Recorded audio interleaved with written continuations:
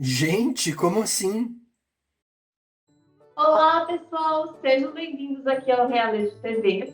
Hoje a gente inicia uma série de entrevistas. O Realejo te conta entrevista especial pandemia. Lembrando que esse projeto ele foi contemplado pelo edital FAC Digital da Secretaria do Estado de Cultura, em parceria com a Universidade de Fevale. E para começar essa série de entrevistas, a gente traz aqui hoje para vocês a Andréia Fadiga, ela que é atriz, produtora e arte educadora lá de Florianópolis, Santa Catarina. Andréia, muito obrigada por você ter aceito esse convite e estar aqui com a gente essa noite para a entrevista. Muito obrigada também pelo convite, me sinto honrada por conhecer vocês dois, estou bem feliz de poder participar dessa entrevista que parece que vai ser bem legal. Obrigada. Bom, essa série, ela, mais do que tudo, ela é uma homenagem às pessoas que, de alguma forma, foram prejudicadas, seja no seu trabalho ou perderam alguém da sua família durante essa pandemia. E a gente espera, durante alguns minutos, levar um pouquinho de alegria, de entretenimento, de conhecimento para cada um que parar para assistir a gente aqui.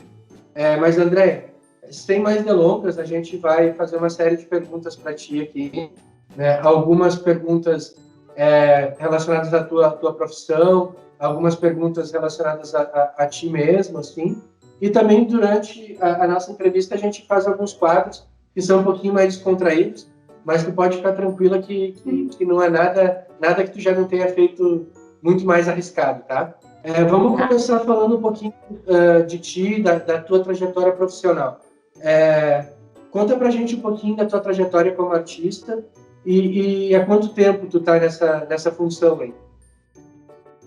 Bom, eu vou fazer ano que vem 30 anos de vivência teatral, 30 anos que eu trabalho com teatro em 2021. Eu nasci de uma família de artistas, né? A minha avó era radioatriz de radionovela e fazia teatro na cidade de Itajaí, aqui em Santa Catarina. Teatro Amador era o nome do grupo.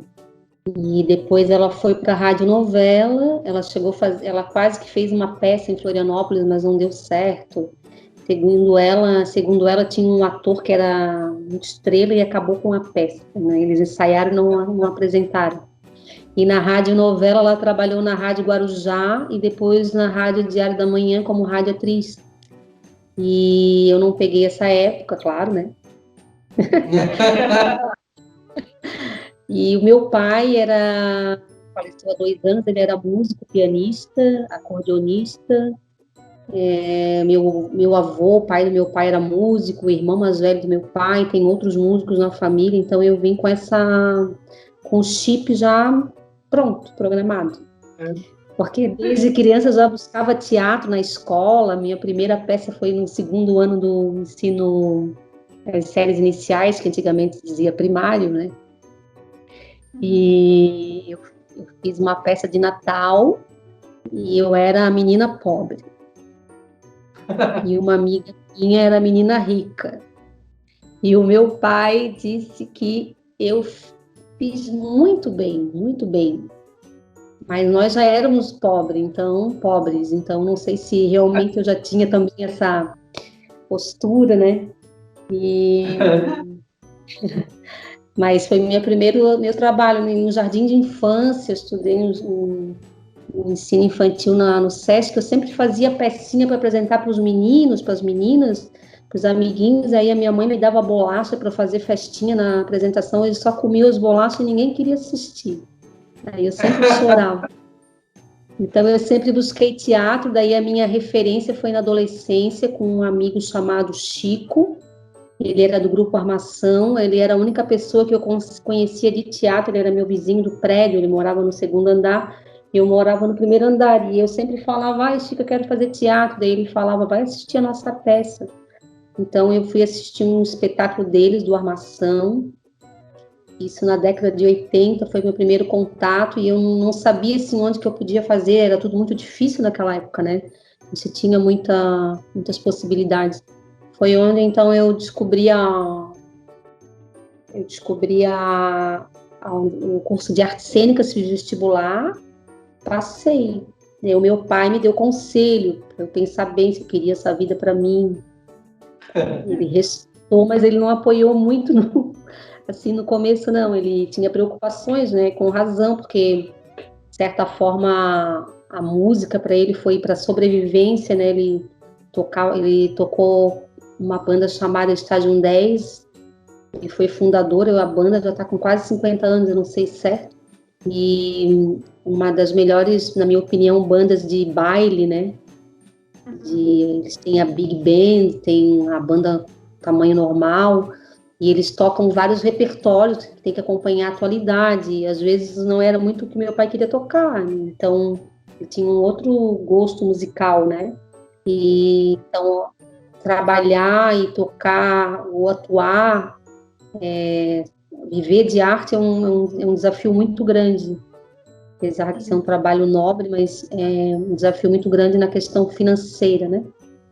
Sim. E aí eu comecei o curso de artes cênicas, aí lá dentro da universidade, em 1991, eu já fiz os primeiros trabalhos, assim, acadêmicos, né? Foi A Serpente, de Nelson Rodrigues, ali eu já me destaquei. A professora Dilza Adélia me elogiou, eu tinha a arte, o sangue nas veias. Ai, que lindo! Aí, em 92, eu já comecei a ir para festival, fui para Curitiba, no Festival de Curitiba, com a turma, com as pessoas da UDESC, várias turmas se juntaram e foram. E daí, em 92, meu primeiro trabalho foi como atriz coringa. O professor Faleiro, José Ronaldo Faleiro, montou Sonho de uma Noite de Verão com o grupo formando. E eu fui convidada, como eu namorava um dos atores, e também entrei para o grupo A Tormenta, né, que muitos atores estavam nessa peça, alguns atores. Eu entrei como atriz coringa, eles foram para a Vitória do Espírito Santo, e eu fui para passar roupa, fazer bilheteria, e eu ensaiava quando alguma atriz uma atriz ficou com dor de garganta, ficou sem voz, eu ensaiei no lugar dela, a outra estava esperando o neném. Então eu fiquei assim, experimentando todos os setores, foi meu primeiro trabalhinho assim simples, foi pegando no pesado e indo viajar. E logo eu entrei para o grupo A Tormenta e comecei a participar da pesquisa de universo do palhaço, do clown. Eram poucos grupos em Santa Catarina que trabalhavam a linguagem do clown, nós não usávamos o recurso da fala para texto. A minha pesquisa já vem desde 92, era palhaçaria sem uso da fala, e aí eu comecei ali no A Tormenta, montamos algumas peças, viajei a alguns lugares do Brasil, ganhei prêmios, e atriz revelação, melhor atriz, junto com outros integrantes. Nós éramos em 2 atrizes, 2 atores, depois entrou mais uma atriz. Aí em 2009 o grupo se desfez e eu montei uma parceria com uma outra atriz. Foi onde a gente começou uma outra pesquisa que é o grupo Pé de Vento Teatro, e nós fomos para São Paulo e fomos dirigidas pelo diretor Roberto Malé, ou Malé, alguns dizem Malé, outros Malé. Montamos o espetáculo Lamúrio Poético. Aí já tínhamos 9 anos de A Tormenta, né? Já tínhamos montado alguns espetáculos com clown, e aí com o Malê nós montamos o Lamúrio Poético, chegamos lá, falamos, nós não temos dinheiro, nós não tínhamos onde dormir, ficamos na casa de umas 3, 4 pessoas, assim, por favor. Daí a gente não tinha dinheiro, né? E aí o Malê propôs trabalhar com a gente por pouco, para depois ir pagando. E nós não éramos assim nem bailarinas, nem cantoras, nem acrobatas, nem tocávamos instrumento. Então ficava difícil fazer um espetáculo de palhaças sem ser muito virtuosa, né? Sem muitos talentos. Mas éramos engraçados. E aí sofremos muito, ficamos lá um mês, aí paramos para o carnaval, voltamos. Quando chegamos lá de volta, já estávamos nervosas, sem caminho, sem onde ficar. Daí foi onde eu encontrei um primo meu aqui, o Cláudio Padilha, e ele falou, fica lá em casa. E aí a esposa dele esvaziou a sala, empurrou o sofá, a gente dormia lá. Aí depois disso encontramos uma amiga, Silvia, que é palhaça, que também nos hospedou no quartinho de estudo das filhas, no fundo da casa, e ali a gente ficou o final do tempo todo sendo dirigida por ele. Daí teve um dia, aqui de Floripa, a gente conseguiu uma sala lá num espaço de uma universidade, acho que é Tuca o nome, de graça para ensaiar, e no espaço Vento Forte com Ilo, que ele também emprestava para a gente. Por telefone a gente conseguiu. E aí um dia, já no desespero, estava acabando já a nossa temporada lá de trabalho, não saía nada, não saía nada. Aí o Malé falou, uma de vocês duas, tinha um palanque assim dentro do espaço de ensaio, né? Uma de vocês duas, devia ser um cenário, eu acho. Sobe naquele palanque e faz um discurso.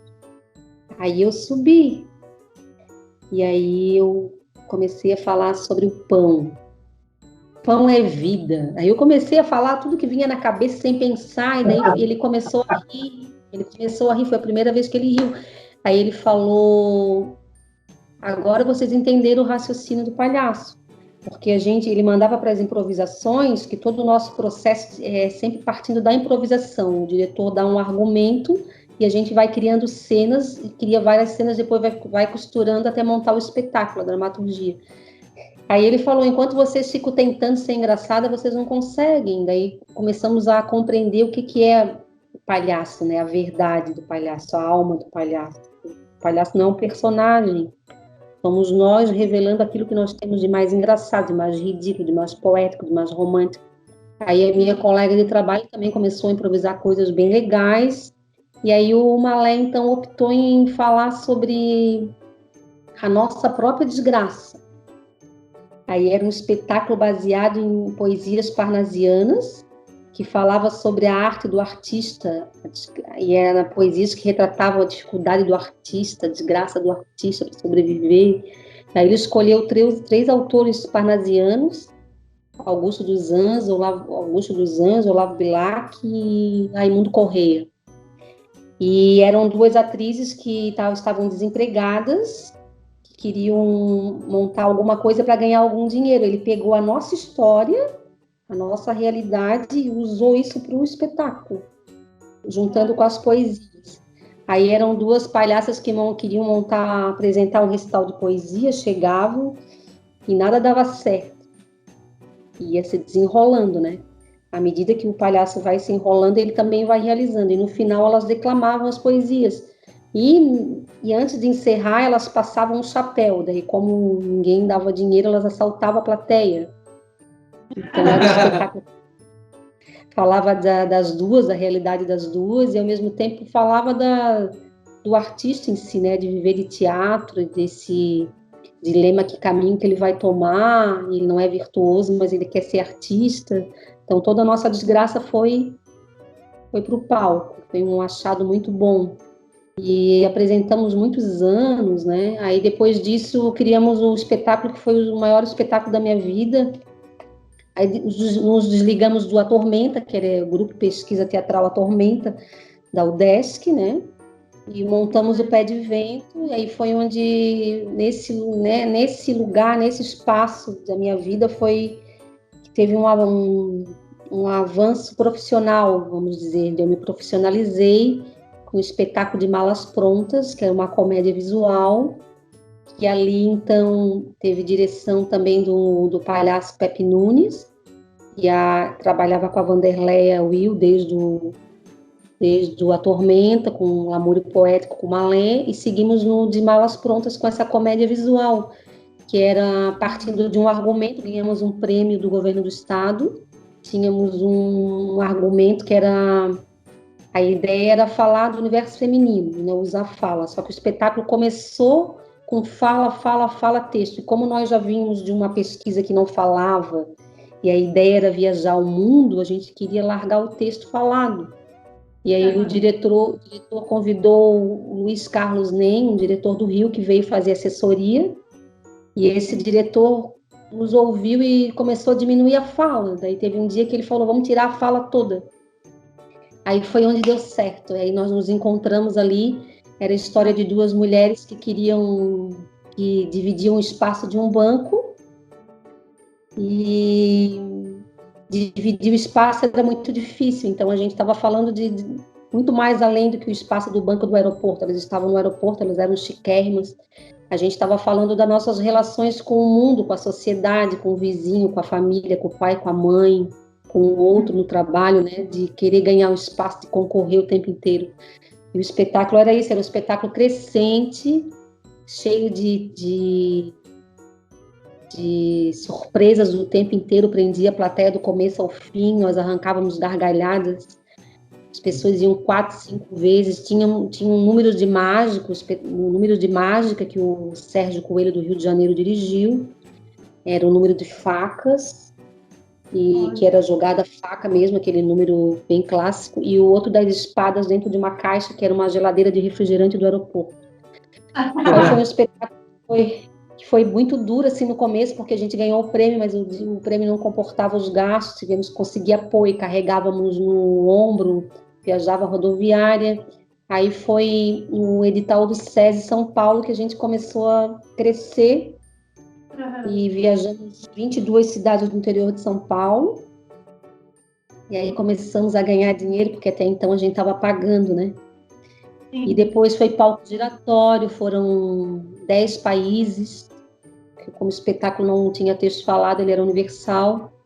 Tivemos a sorte de encontrar uma produtora de São José do Rio Preto, que morava na Espanha, e se interessou por nós, e o fato do diretor também ser espanhol também abriu portas, né? Então foi um trabalho que eu entendo como parceria, né? Todo mundo construiu, todo mundo fez parte para que ele crescesse, para que ele fosse inventado, todo mundo arregaçou as mangas, e foi um grande...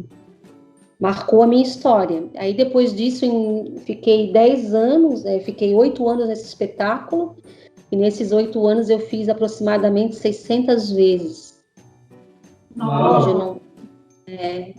Hoje eu não faço mais parte, ele ainda existe. Eu viajei o Brasil praticamente quase todo, eu só não conheço 2 capitais do Brasil, que é Teresina e Natal, as outras todas eu conheço graças ao palco giratório e alguns festivais renomados também que nos levavam, graças às programações do Sesc, a amigos, né, parceria com vários amigos também.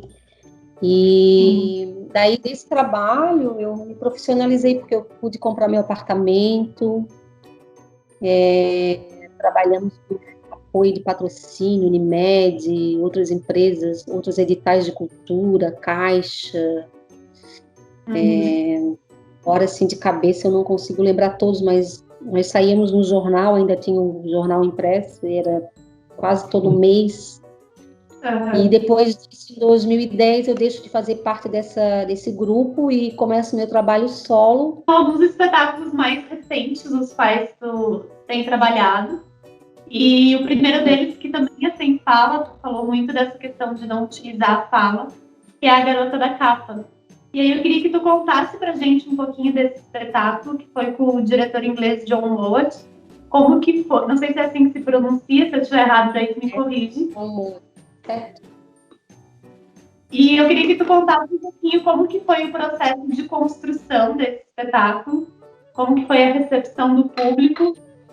Então, daí dessa minha nova etapa solo, eu não sabia quem eu ia convidar para montar um espetáculo que já foi aprovado com um argumento, né, que era em cima de falar de fome.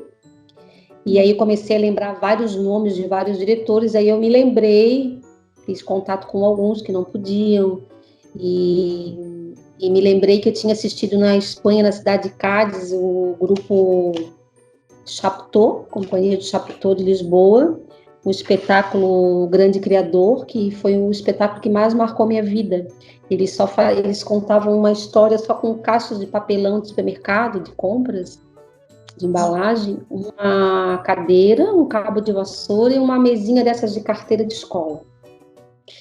E era um espetáculo maravilhoso, e aquilo marcou minha vida. Daí eu entrei no site e fui ver a foto do diretor. Aí me deparei com a foto do John Mowat, daí eu pensei, esse cara não vai querer me dirigir lá da Inglaterra para Florianópolis. Aí liguei pro José Carlos, que é o diretor artístico, que ele também dirige e é ator do grupo, um grande ator, e perguntei, tu não quer me dirigir? Ele falou, André, eu eu estou fazendo uma parceria com a Globo aqui em Portugal, eu tenho muito trabalho, por que tu não convida o João? Daí eu falei, mas tu acha que ele vai topar? Claro, deixa que eu falo com ele. Daí eu fiquei, e aí foi, ele falou com ele, daí eu não falo inglês, assim, para falar com ele, né? Aí a minha irmã falou em inglês, nós marcamos um dia no Skype e combinamos tudo, e ele veio. Aí quase que ele entrou no avião errado, quer dizer, ele entrou no avião errado, que ia para Salvador, mas aí ele desceu do avião. Foi tudo muito difícil, muito sofrido. E nós aqui rezando, né? Esse homem tem que chegar aqui. Aí ele chegou, fizemos um almoço para ele, ensaiamos uma escola que eu fiz parceria, uma escola que foi fechada e tinha um projeto cultural lá e me emprestaram uma sala em troca de material didático. E aí eu falei, eu preciso falar de fome, mas eu não quero falar de fome de comida, eu queria falar de outras coisas e também inserir essa questão do universo da mulher, no universo feminino, que tinha sido a minha pesquisa, né? Eu queria um espetáculo sem fala. E aí ele mandou que eu levasse vários objetos, coisas minhas, assim, cinto, bolsa, sapato, que eu gostasse. Daí eu levava muita coisa aqui de casa, nada. Daí um dia fomos comprar um vinho, que ele bebia, né, vinho à noite. E aí ele chegou no supermercado, tinha revistas aí. Que tal uma revista? Daí ele falou, leva. Daí eu levei uma revista e comecei a improvisar com uma página da revista. Deu muito certo.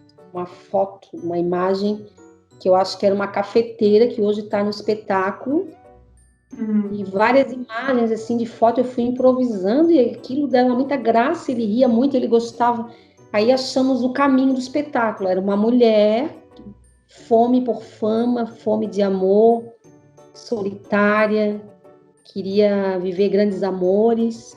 E aí eu fui pegando também coisas da minha vida que foram aparecendo assim naturalmente, né? E deu certo. Daí o João voltou para Inglaterra, e ficou entre Inglaterra e Portugal lá com o Chapitão. Na época ele era diretor do Chapitão, hoje ele não é mais. Depois de alguns meses, eu acho que foram um afastamento de 6 meses, 4 meses, ele volta para acabar o espetáculo. Aí o espetáculo já está todo alinhavado, começo, meio e fim, mas precisava refinar, limpar, né? Trabalhar figurinos. Aí foi ali que a gente terminou naquele último mês, foram 2 meses de montagem. Estreiei em Florianópolis, né? Teve a contrapartida, apresentei para várias escolas, para a comunidade, fiz uma temporada. E aí, com esse espetáculo, eu viajei o Brasil, eu não consegui sair do Brasil com ele, infelizmente, mas eu consegui ir para o Acre, o Festival de Acre, lá ligado ao Sesc, eu consegui ir para Goiás, para 2 cidades, Goiânia e uma outra cidade 2 vezes, eu fui para Goiás, eu fui para São José do Rio Preto, no Janeiro Brasileiro da Comédia, eu fui para esse monte de mulher palhaça das Marias da Graça, que eu sou muito grata a essas pessoas que me levaram, né? Alguns festivais foi inscrição e eu passei, outros foram convites. Fui também para Brasília, para o Hilaridade Fatal, fui para o outro festival de Brasília, que era o Fest Clown, também com Torquato lá, que conheci meu trabalho, daí fui selecionada. Então, sou muito grata a todas essas parcerias e instituições que me apoiaram, me apostaram no meu trabalho e me levaram. E em Santa Catarina eu fui para Joinville, fui para uma cidade do oeste agora, que eu não me lembro, festivais de riso, do riso.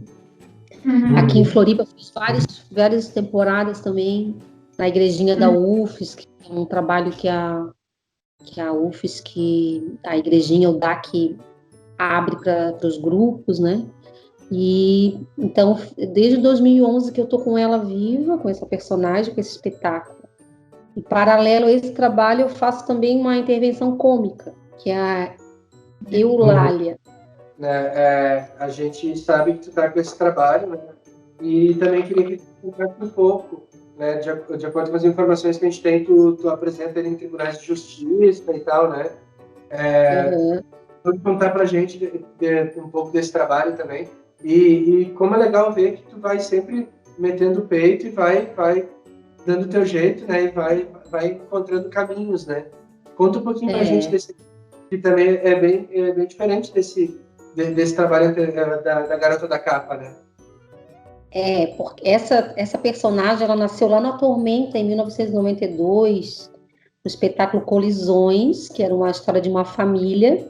Quando a sogra chega na casa, ela desestrutura a família. E eu fazia a sogra, que é uma velhinha, uma velha. E daí nasce a Eulália, e desde 92 que ela se mantém viva. Eu entrei substituindo uma atriz que saiu. E daí, com o Pé de Vento, nós começamos a fazer dupla intervenção cômica em eventos. A gente fez para vários sindicatos dentro do banco, dentro de várias empresas,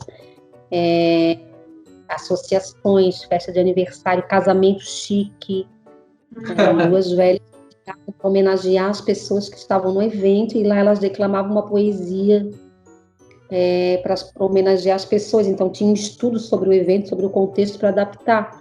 E aí até eu me perguntava, por que tem uma pessoa, o que passa na cabeça de uma pessoa que convida duas personagens cômica louca para um casamento chique, né? E ela chegava. Eu acho que eu só não fiz velório, porque teve dias assim, de fazer 23 num dia, de descer andar por andar, que daí a gente fazia em tribunais, repartições, bancos. Esse pessoal do sindicato nos chamava de um dia para o outro, chamava, a gente precisa de uma intervenção para falar sobre piso salarial. Daí a gente ia lá no banco com sabão, omo, lavava o piso. Esse piso já não era com a Eulália, com as velhas, era com a Tormenta todo, que a gente fazia muito teatro empresa, né?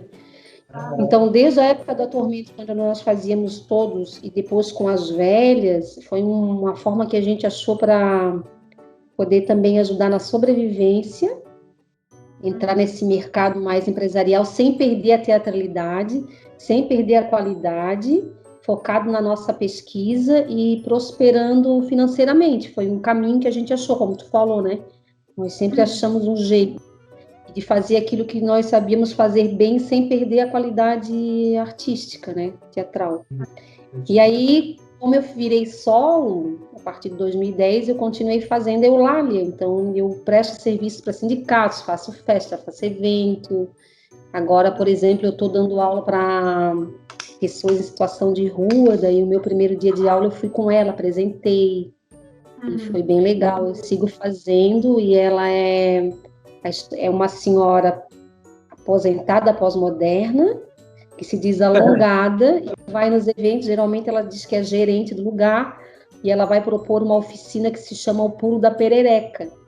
E esse Pulo da Perereca foi dirigido que agora eu digo que é o meu novo diretor, que eu tenho parceria com ele, que é o Abel Saavedra, de São Paulo. Ele é argentino, mora em Campinas, São Paulo. Ele que dirigiu o Pulo da Perereca, e eu fui para lá também fazer um treinamento com ele para melhorar a personagem, já que eu fiquei sozinha, adaptar. E como o Teatro Sim, Por Que Não, aqui de Florianópolis, foi um grande parceiro meu quando eu fiquei sozinha, e eles me convidaram para participar. Um gatinho.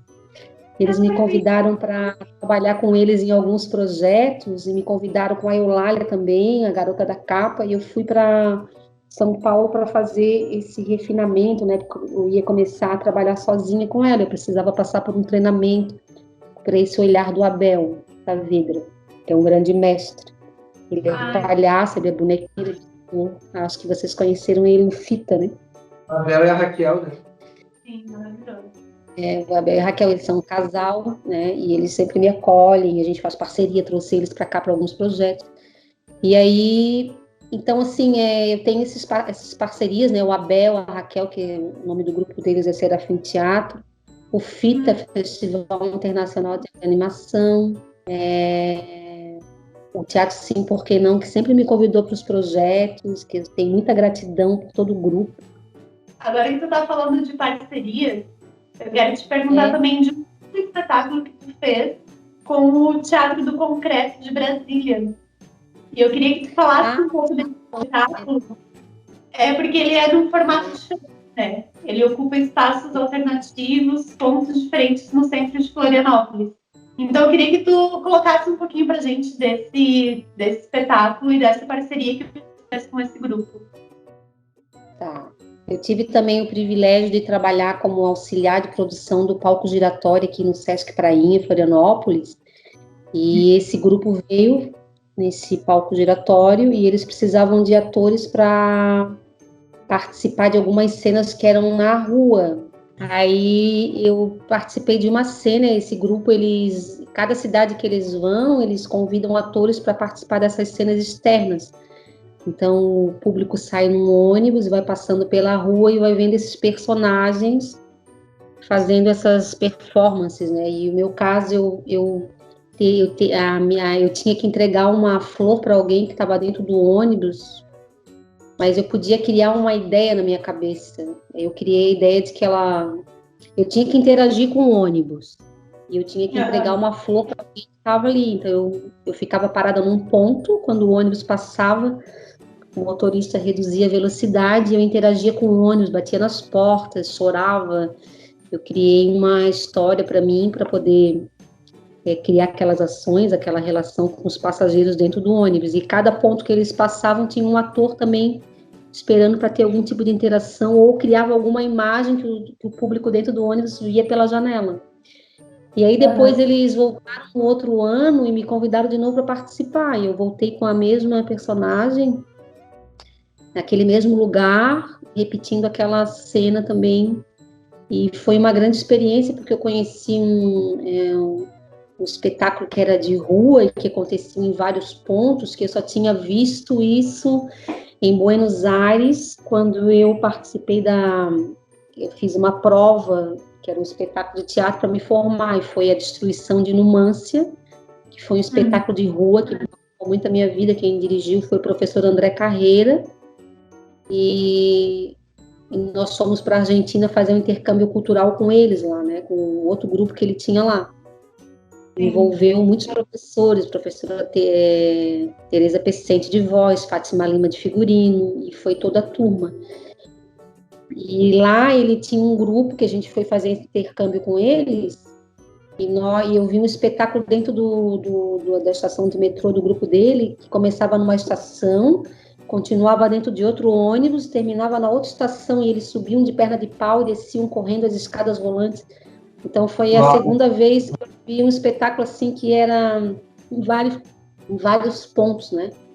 E com esse grupo também eu pude ter essa experiência, aprendendo muito, porque era um elenco muito bom, um espetáculo maravilhoso, e acontecia também em uma praça, terminava ia para uma casa que eles conseguiram uma casa que alugaram, aí uma parte do espetáculo acontecia na casa e outra na praça, terminava na praça. Foi maravilhoso, assim, eu sou muito grata também por ter vivenciado essa proposta. Da Numância, eu acho importante falar que nós éramos alunos, né, formandos, e a gente fez um curso de rapel e tirolesa no Corpo de Bombeiros aqui de Florianópolis. Eles nos ensinaram as técnicas de rapel e tirolesa, a gente teve que treinar lá com eles.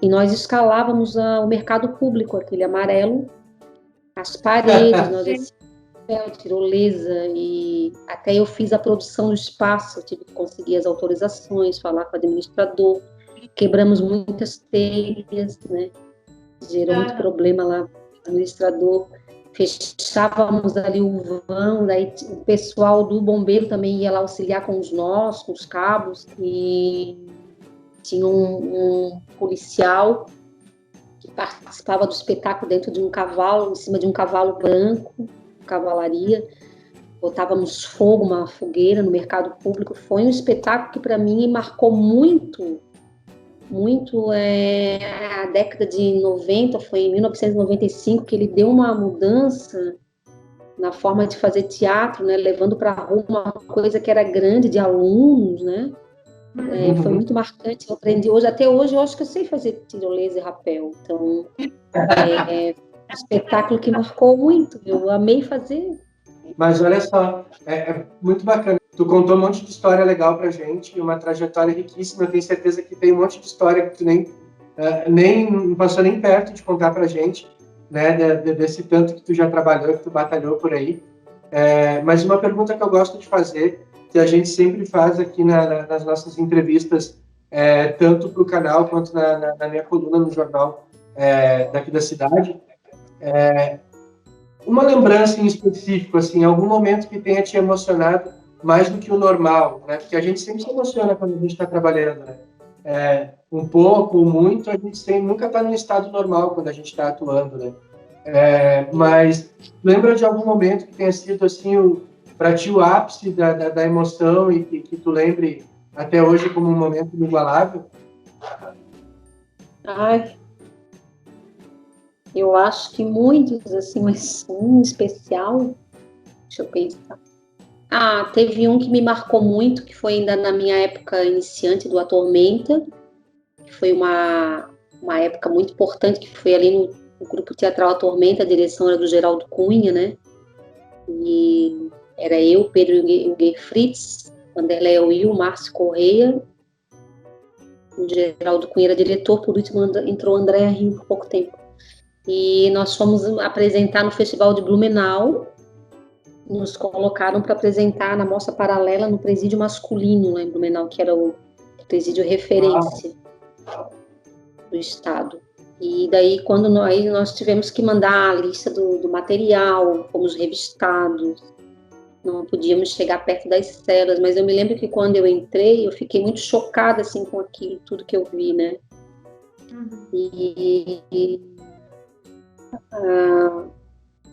E me marcou, assim, de ver aquela condição das pessoas ali, e ao mesmo tempo de poder estar indo lá colaborar, trocar, né? Apresentar. Eu acho que é uma troca também, porque o impacto que tu leva, tu também aprende alguma coisa. E me questionei muitas coisas, a gente chorava muito, assim, porque foi muito forte. Aí depois disso eu comecei a apresentar, uns anos depois, já no Pé de Vento, no Presídio Feminino. Era um projeto patrocinado pela Unimed Cidadã patrocinou 9 anos. Aí nós fazíamos escola, presídios, hospitais. E o feminino já era um pouco mais tranquilo, assim, de apresentar. Mas eu me lembro que eu fiquei bem chocada com o que eu vi, assim, com aquela estrutura das pessoas presas numa gaiola, e as condições, né, sendo que era o melhor presídio do estado. E isso eu nunca vou esquecer. E momentos bons também, assim, de apresentar em teatros muito antigos na Europa. Shakespeareano, de ficar, assim, chocada de ver aqueles teatros antigos que eu nunca tinha visto. E também eu tive a oportunidade de ir num festival em Miami, Estados Unidos, que me impressionava muito a estrutura moderna, né? Tudo aparelhado, toda a estrutura do teatro ficava assim, meu Deus, a gente nem sabe que isso existe. Então... Pra quê, né? Se a gente então, sempre... cada lugar que eu ia tinha uma sensação diferente, de surpresa, Que coisa linda. de choque, de, meu Deus, ainda existe um teatro preservado, assim, com essa estrutura antiga. Ai, meu Deus, que moderno, não existe isso lá onde a gente mora. Né? Então, tive várias experiências, assim, que marcavam de forma positiva ou negativa, ou me surpreendiam muito. É muito bacana a gente pensar que essas experiências, elas dependem tanto do humor que a gente enxerga a vida, né, da forma que a gente enxerga a vida, como elas também despertam algo no humor da gente, né? Ou a gente fica muito eufórico, ou a gente fica mais consternado, observando tudo isso, né? Porque tudo é uma grande novidade. Mas esse lance do humor, influenciando na vida da gente, ele está presente em todo o tempo, né? E é difícil da gente conseguir medir esse humor. A gente sabe quando a gente está de mau humor, de bom humor, quando a gente está muito feliz, a gente sabe só as coisas muito marcadas, né? É difícil da gente conseguir ter essa escala. Mas daí, pensando nisso, para facilitar, até para os processos criativos, quando a gente trabalha em grupo, a gente criou um jogo chamado Escala Fernandona.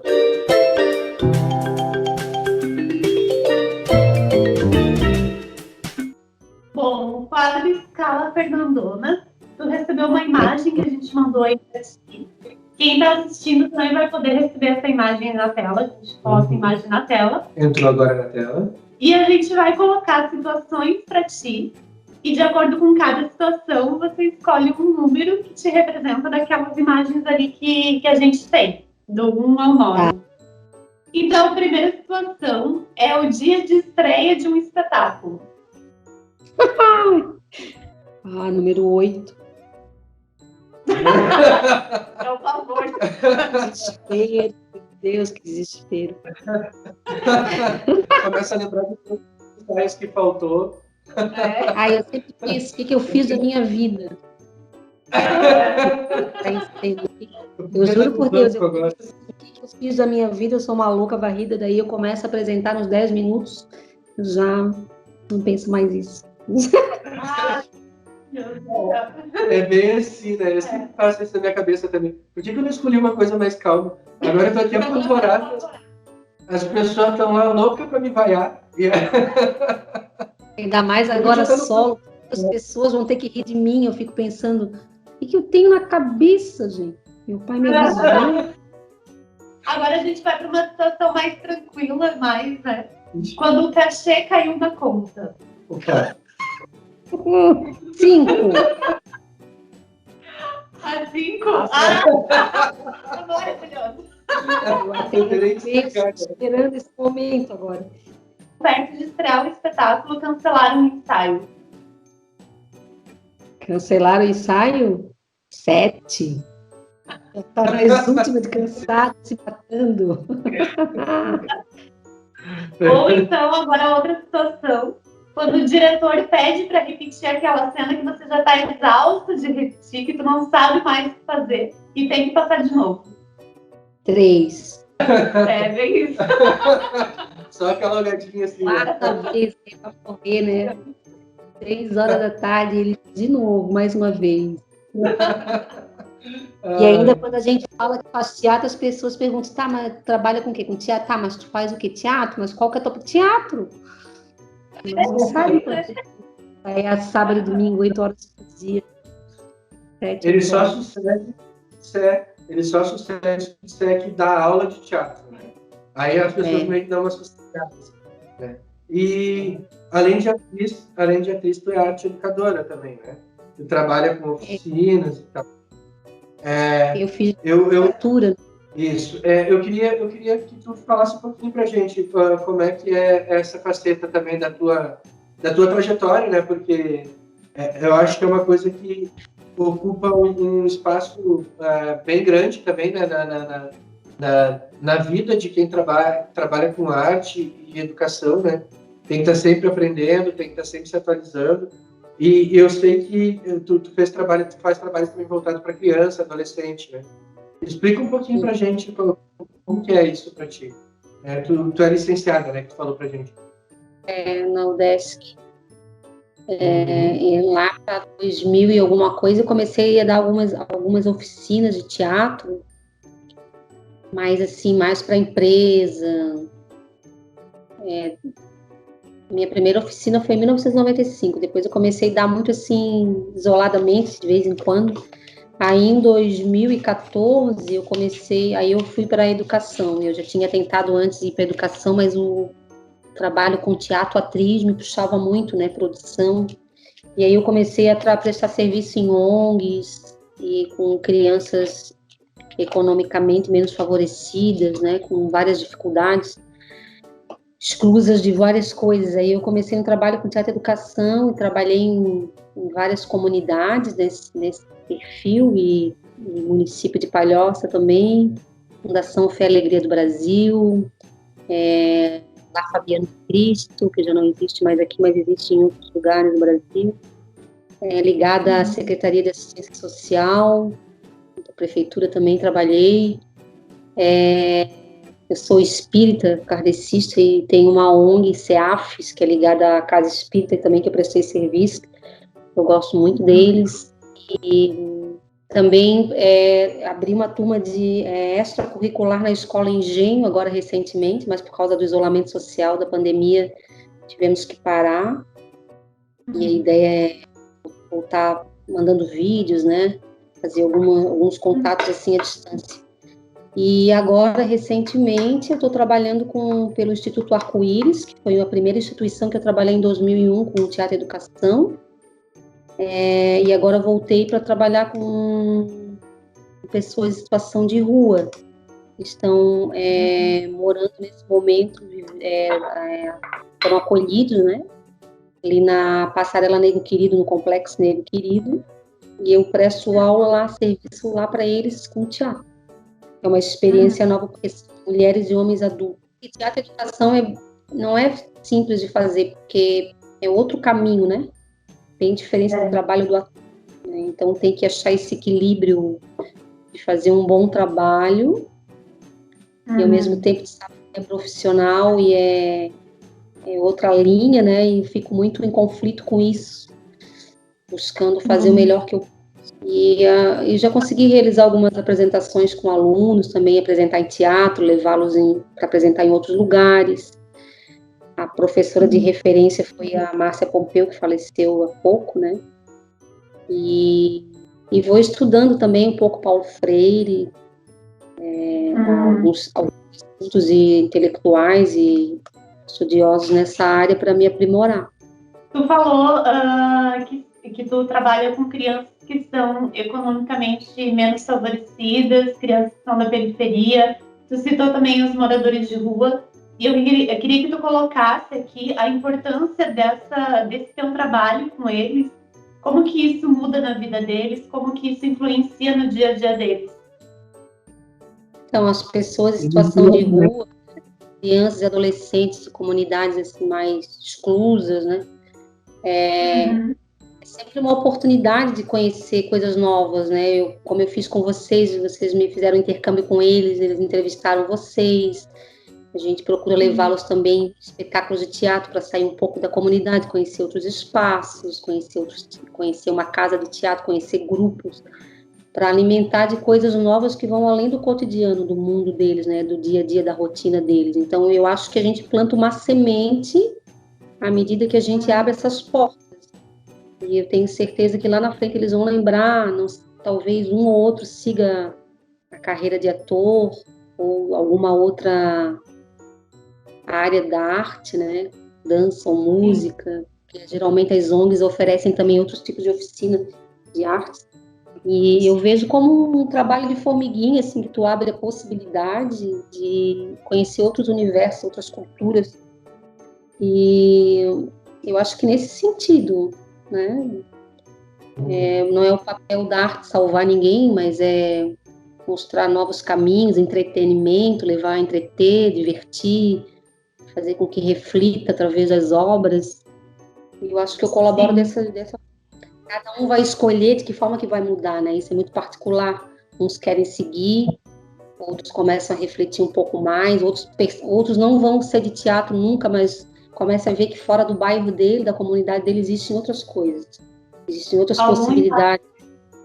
Existe uma cidade com outras coisas para fazer. Existe uma beira-mar que o ônibus passa, que pode ver o mar. Existe o profissional da luz. Então, eles vão acordando para possibilidades novas. E acho que uma minoria vai ser ator. Sim. A gente só provoca e cada um vai escolhendo seu caminho, vai trilhando. Algum fato, algum acontecimento dentro dessas oficinas mais populares que tenha saltado aos teus olhos assim, como algo fora da curva normal, né? Tu disse que conseguiu fazer algumas apresentações, né, com alunos, com essas turmas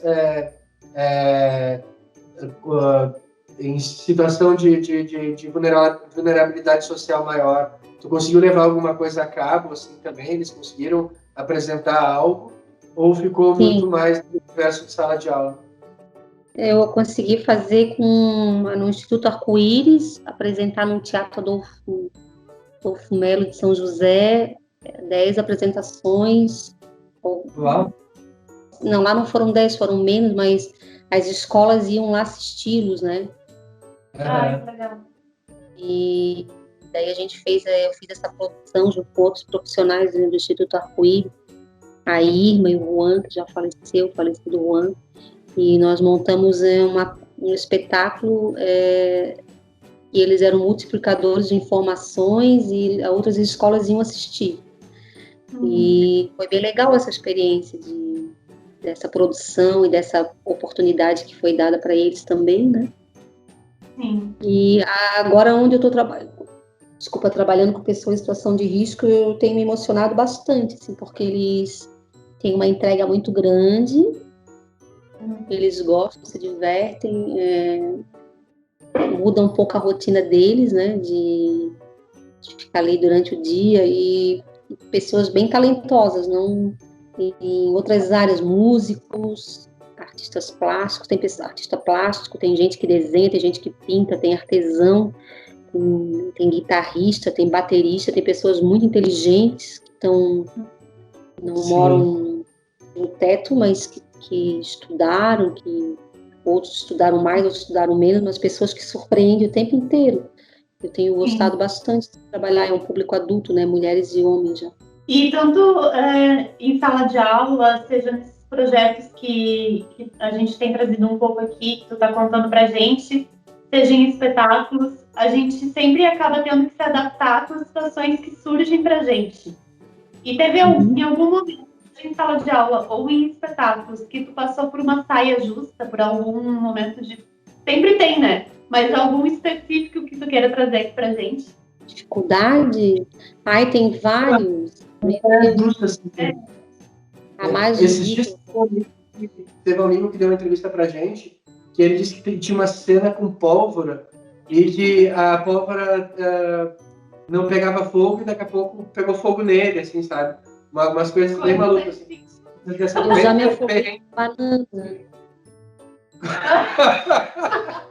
Na época da tormenta, os palhaços comiam banana, era uma banana para 4 palhaços, o café da manhã, a cena do café. E daí, quando eu fui engolir, a banana trancou aqui, e eu comecei a ver que eu ia morrer ali. E o meu olho saía água, eu gaguejava, eu comecei a chorar, e aí eu rezei.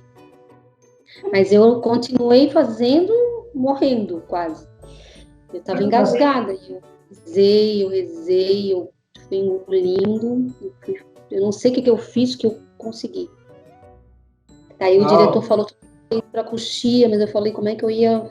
Foi tão horrível que eu não conseguia nem me levantar. Eu consegui fazer a cena ali concentrada e ao mesmo tempo me desafogando.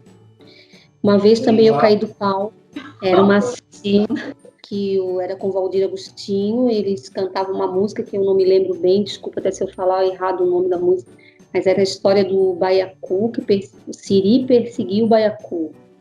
E nós tínhamos que vestir as roupas, assim, uns bonecos. Era uma fantasia, né? Só que a gente ensaiou pouco, daí no dia, e tinha várias entradas, assim, com personagens, com tipos, né? Com personagens que ilustravam música, e aí eu botei o baiacu e a minha amiga era o Siri. E aí era a última música da última frase do último segundo, quando falava assim, ó, o Siri pegou o baiacu, eu pisei falso, porque o olho do boneco, ele só viu o horizonte, eu não vi o chão. E aí eu pisei falso e eu caí do palco, olha, um palco muito alto. Uau. E aí o pau abriu assim, ó, e eu caí, só que eu vi que eu ia cair, eu soube cair, eu caí de lado, amorteci a queda. Os músicos, ninguém acreditou. Eles não acreditaram no que aconteceu, porque foi na última frase do último... Aí, como eles viram isso tudo, eles continuaram a música. A minha amiga ficou muito nervosa, foi para trás da caixa do som, fez xixi na calça. Ela barriga e estava nervosa.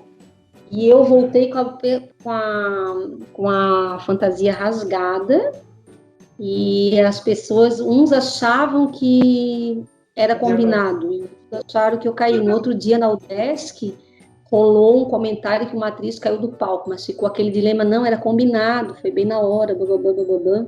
E o pior de tudo, foi a primeira vez que o meu namorado, na época, foi me ver. Meu Deus. E eu fiquei assim com a fantasia caída no chão, todo mundo ao redor, eu só vi o olho azul dele assim. Eu fiquei olhando, vi o maior mico que eu passei na minha vida, a fantasia rasgou. Depois eles me ligaram para perguntar se eles podiam mandar pro Faustão, para aquele negócio que tem lá de... As vídeos Aí eu cacetadas. falei, manda. Cacetada, vídeo cacetada. Eu falei, ninguém vai ver que sou eu mesmo. Eles falaram, se a gente ganhar o prêmio, a gente divide. Mas eu nem sei se mandaram.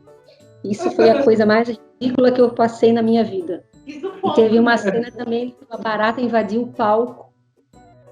Ai! E tem disso, hein? E aí o público todo viu a barata e era uma cena que eu congelava assim, ó. Na vida como ela é, com o teatro assim, por que não? Eu estava substituindo a Berna Santana, que estava de licença, e eu ficava com a perna no alto, a mão assim paralisada, e a barata veio, olhou, aí ela parou bem no meio do palco, todo mundo viu, começou a rir, porque tinha muita luz, aí ela veio na minha direção, ficou parada olhando para mim, né? A antena dela fez assim, eu falei, meu Deus! Aí, mas graças a Deus, ela desviou e foi para a coxia de novo, e todo mundo riu muito da barata. Eu achei que ela ia pular em cima de mim. Teve também uma situação de apresentar no SIC só para um casal, São Paulo, um SIC inteiro. Não tinha plateia, só tinha um casal, aí faltou luz no meio do espetáculo.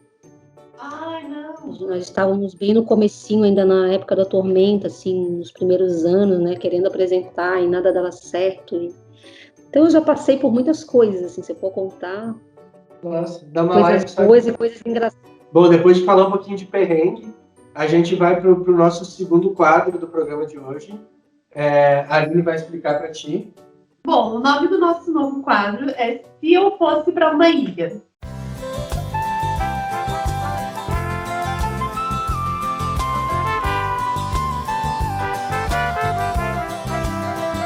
Tu vai para uma ilha e tu tem a tua mochila e só cabe espaço para mais um objeto. Qual o objeto que tu tem aí na tua casa que tu faz questão de levar, que tu é muito apegada e que tu não quer deixar ele de jeito nenhum? E por quê? Tem que ser apegado ou pode ser um objeto que tem a ver com a ilha, com o caso da ilha, né? Tem a relação com o lugar. Tu já tem tudo que tu precisa de básico para ele. Dentro da mochila tu já tem. Tu tem espaço para botar mais uma coisa só dentro da mochila. E é uma coisa que tu tem em casa. Que tu não quer deixar de jeito nenhum. Tá. Deixa eu olhar. Tá? Se tiver, pega para mostrar pra gente. Tá. Eu vou morar lá? Eu vou morar lá? Tu vai para uma ilha deserta, vai embora de Floripa, vai para outra ilha. Pra sempre, né? Pra sempre. Eu ia levar o porta-retrato com a foto do meu boy.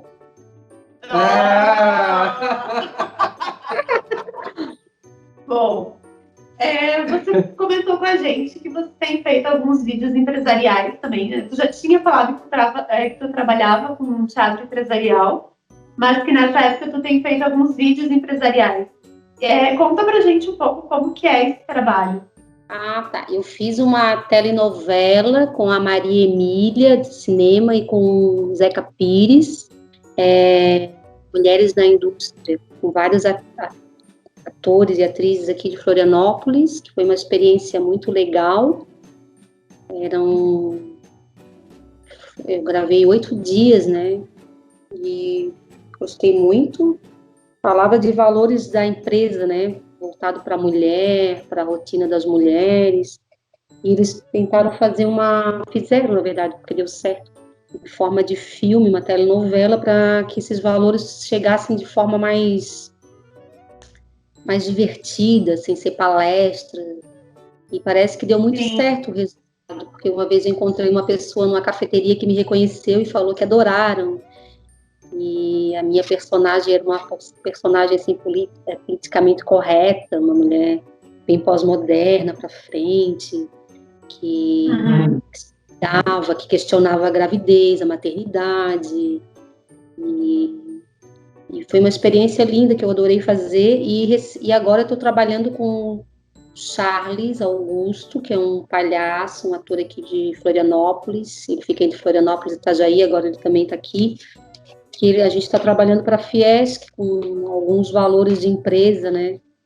Com alguns assuntos voltados para a empresa, e eu trabalho na assessoria de produção e como atriz também, com esses vídeos, que são 6 vídeos, com uma produtora de Itajaí também, do Juan, e alguns outros profissionais que estão envolvidos, que é um trabalho também bem interessante, que para mim foge da linha do teatro, dessa linguagem, dessa técnica do teatro, do palco, né, que é com vídeo, que eu estou aprendendo a fazer, eu estou gostando muito.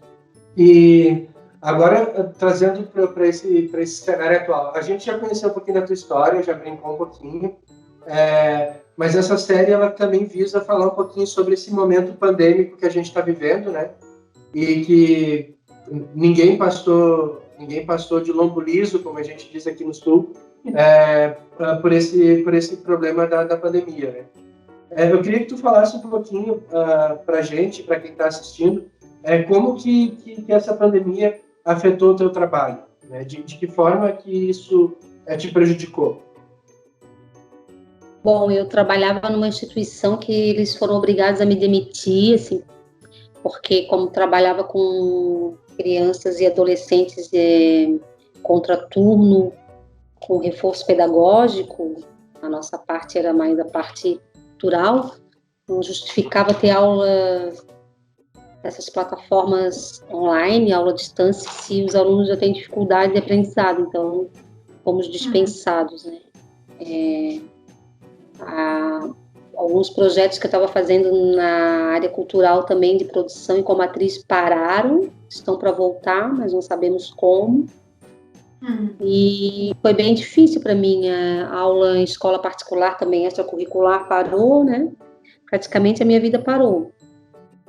Mas como a gente tem família, tem amigos, eu tenho casa própria, estou conseguindo sobreviver. Porém, foi um choque muito traumático, porque foi da noite para o dia, a tua vida muda toda, né? Sim.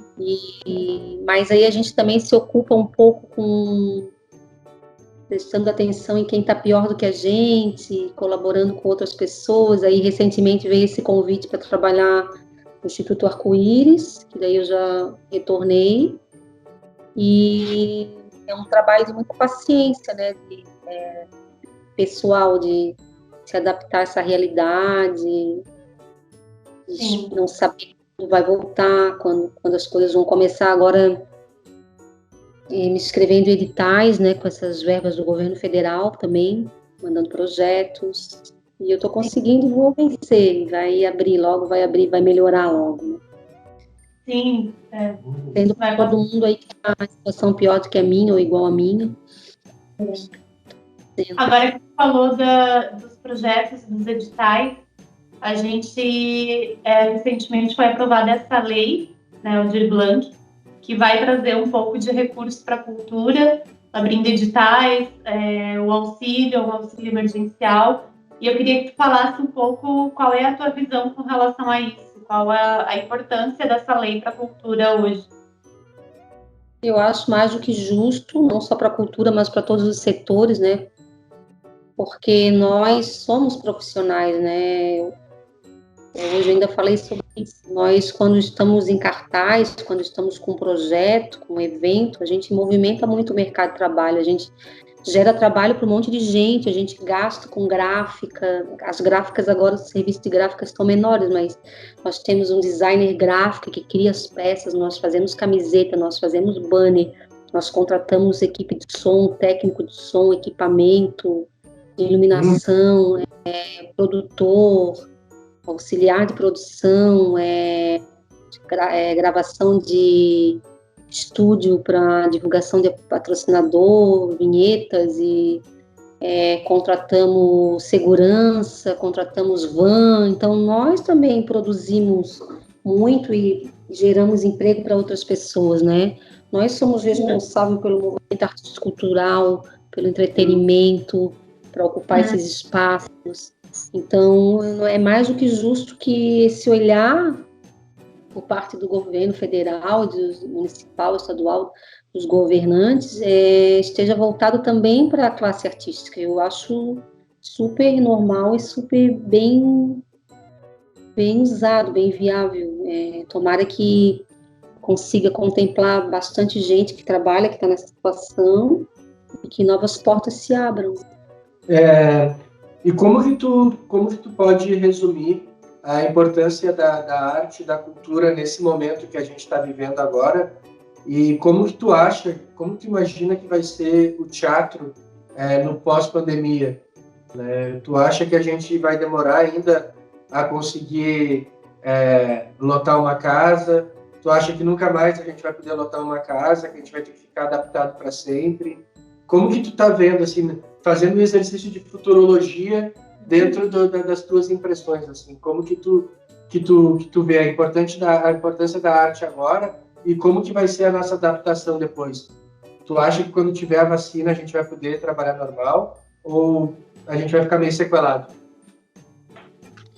Eu acho que eu não tenho certeza de nada, porque um dia eu estava me preparando para uma coisa e quando eu vi na TV não podia mais sair de casa, tinha que usar máscara e mudou tudo. Então, eu vejo, assim, um outro olhar até, eu vejo que nós estamos numa transição planetária, o mundo está mudando. Está caminhando para alguma outra coisa e eu acho que tem algum projeto maior do que tudo isso que a gente vê na TV, que a gente vê nas ruas. Eu acho que tem alguma coisa no sentido mais espiritual que está regendo tudo isso por alguma mudança maior, que parece ser lento para nossos olhos, mas não. Junto com todo esse caos, muita coisa vai mudar. Agora, eu não sei, eu acho que a arte nunca vai acabar. Agora, como que vai funcionar, como que vai ser operado, como que nós vamos nos instalar, se vai demorar, se vai ser rápido, se vão vir novas tendências, isso eu não sei dizer, porque a gente não tem certeza de mais nada, né? A gente está vivendo a cada dia. E eu acho que ela sempre vai sobreviver, mas eu não sei te dizer em que prazo, quando vamos voltar. Como vai ser daqui para frente. Eu não tenho essa certeza. A única certeza que eu tenho é que o mundo, o universo, o planeta vai mudar. Alguma coisa, uma ordem maior tem por trás disso tudo. Por ser espírita, por estudar ufologia e pesquisar muito nessa área também, eu acredito nisso, né? Às vezes pode parecer loucura, mas eu acho que tem uma ordem, alguma coisa maior que vai... Quando tu vai te mudar de casa, de apartamento para uma casa, ou vice-versa, tu bagunça a casa inteira, tu tira dos armários para encaixotar e depois tu começa a organizar. Então, para as coisas mudarem, tem que bagunçar. E acho que é uma transição lenta, mas que com o tempo todo mundo vai entender. Eu penso assim, né? Talvez as pessoas ouçam isso e dizer, André é louca, mas eu tô vendo assim. E tá tudo tão absurdo, assim, né? Tá tudo tão surreal. A gente era acostumado a ver, principalmente nos países asiáticos, né? O lance da máscara. E a gente olhava aquilo lá, é cultural deles, né? Que bacana, a gente achava até meio bacana, assim, na real. Né? E agora a gente está tendo que se habituar com isso. Esses dias tinha um meme, né? Eu nunca imaginei que em 2020 eu ia estar passando álcool em gel na batata palha, né? Sabe? Tá tudo tão louco, assim, tá tudo tão absurdamente louco que até pra gente que é do teatro, os jogos teatrais mesmo, eles já não parecem mais tão absurdos, né? Quando a gente brinca de uma ilha deserta ou do se eu fosse para a Lua e não sei mais o que, daqui a pouco tudo isso vai ser uma realidade, porque a gente nunca sabe. Que nem tu disse, é tudo muito incerto, né? E para brincar um pouquinho com o improvável, com o improviso, com ser pego de calça curta, de saia justa, a gente vai para o último quadro do nosso programa, que é... Conte-me mais sobre isso, meu bem.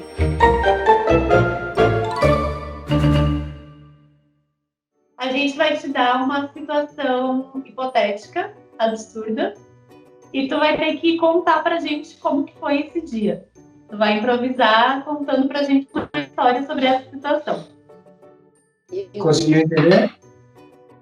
Acho que sim. Então tá. Tu vai contar pra gente agora como que foi aquele dia que tu tentou fazer uma mágica. Ai, meus amiguinhos todos queriam brincar na rua e a minha mãe disse, não vai ninguém que a Andréia quer fazer uma mágica. E os amiguinhos ficaram tudo bravos porque estavam loucos para brincar, de pega-pega, de taco, de futebol. E aí eu fiquei lá no quarto, demorando, e os amiguinhos ali. Ai, Andréia não vem, Andréia não vem, Andréia não vem. E aí a minha mãe ia lá, anda, Andréia, vem fazer a mágica. Andréia não ia, Andréia não. Aí eu sei que eu comecei a chorar e a minha mãe disse, a Andréia não vem mais porque ela esqueceu como faz a mágica. Os amigos então ficaram muito bravos, mas ao mesmo tempo eles deram graças a Deus. Ela fez a mágica com alto desaparecimento. Né? Ai, que maravilha, cara. Ai, que bom. A gente já está chegando no fim da nossa entrevista, mas antes a gente queria que tu deixasse alguma referência ou de um filme, ou de algum livro que tu goste, alguma série, alguma coisa que tu queira indicar para quem está assistindo assim. Ai, eu gosto muito desse livro aqui, posso mostrar? Claro, mostra pra nós. Agora, esse aqui eu li todas as coleções que eu sou fã do Nelson Mandela. É uma história de um homem maravilhoso, que pena que eu não pude conhecê-lo, né? E eu li todas as obras dele. Essa aqui é a biografia. E eu tô com vontade até de fazer uma tatuagem aqui no dedinho, Mandela. Se quiser conhecer um grande homem, uma grande trajetória, vale a pena ler. E agora também eu estou lendo a Clarice, alguns livros dela. Eu estou gostando bastante da Clarice Lispector, é o segundo livro dela, que eu estou lendo. E gosto de ver também algumas entrevistas com ela que tem no YouTube, das falas dela, da cabeça dela, da forma como ela escreve. Eu estou empenhada, eu já assisti os 2 filmes do Mandela também que tem, né? Teve um agora na Globo, né, que são um seriado sobre ele. Filminho que eu vi no Netflix foi My Happy Family, Minha Família Feliz. Teriam vários, assim, só que eu não lembro os títulos, os nomes. Eu vou fazer a minha última pergunta para ti, deixando a tua mente viajar, assim, tá?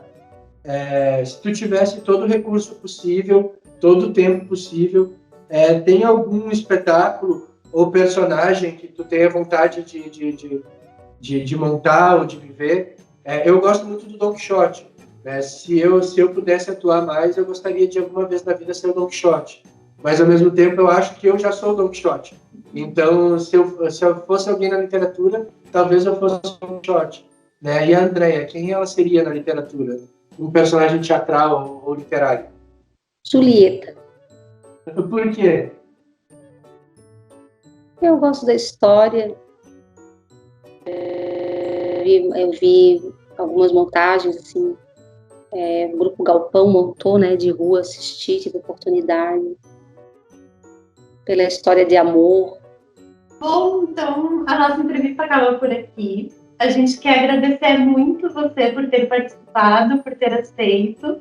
Se tu quiser deixar algum recado para os nossos amigos trabalhadores da cultura, para os nossos governantes, se quiser mandar alguém para o inferno, pode mandar também. Esse espaço é teu. Não, eu só desejo que todos os artistas consigam sair dessa e consigam sobreviver de seu trabalho, prosperar, e que os olhares dos nossos governantes também estejam voltados para as outras áreas, mas também para os artistas. E desejar a vocês dois muita sorte, muita prosperidade, que vocês façam muito sucesso e que venham logo para Florianópolis para a gente poder se abraçar. Sim. Vamos ter outras E a gente não oportunidades. esqueça de olhar para os lados, né? Que a humanidade, nesse momento, não esqueça de olhar o próximo, olhar quem está mais necessitado que a gente. Ninguém larga a mão de ninguém, vamos nos unir, não pode dar a mão, mas de forma simbólica, vamos olhar para o mundo, para os animais, para o planeta, para a fome do outro, para a dor do outro, seja uma dor emocional, seja uma dor de fome, uma dor física, mas vamos prestar mais atenção um no outro e construir um outro futuro depois que tudo isso passar. É isso que eu desejo e agradecer a oportunidade, estou bem feliz. Obrigada. Bom, a gente que agradece. Bom, então, vocês podem ficar de olho aqui no nosso canal, porque vamos ter mais entrevistas. E é isso aí. Não esquece de curtir o vídeo, compartilhar com os amigos, se inscrever no canal, se você ainda não é inscrito. Sabe o que vai acontecer se você se inscrever no canal? Toda vez, tem que ativar o sininho. Toda vez que tiver um vídeo novo aqui, vai chegar um lembretezinho na tela do teu celular e tu vai poder assistir na tua casa, na rua, no trânsito, onde tu estiver. Mas o importante é tu te inscrever e apertar o sininho ali. Vai passar aqui por essas entrevistas um monte de gente bem bacana. Hoje foi só a primeira, a Andréia, a gente estreou com o pé direito, com uma super figura. Seriam 6 horas de papo aqui, sem dúvida. E a gente espera que vocês continuem acompanhando o nosso trabalho. Assim como tem as entrevistas, tem todos os outros programas que a gente toca por aqui. Tá bom, pessoal? Mais alguma coisa? Ok? Até a próxima. Até a próxima. Tchau, tchau. Obrigada de coração. Beijo.